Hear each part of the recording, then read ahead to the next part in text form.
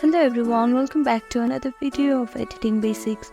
In this tutorial video, we are going to learn how to add names involved in Canva certificate.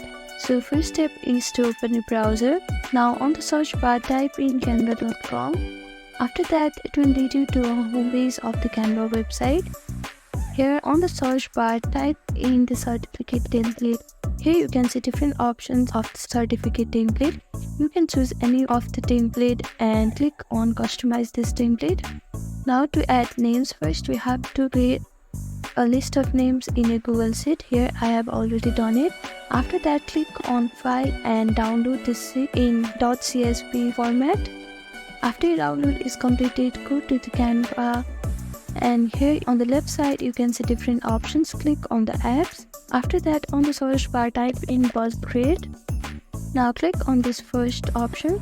Here you will need the Canva Pro version, so make sure that you are using the Canva Pro version. Now here you can see this upload data option. Click on it and upload the downloaded sheet file.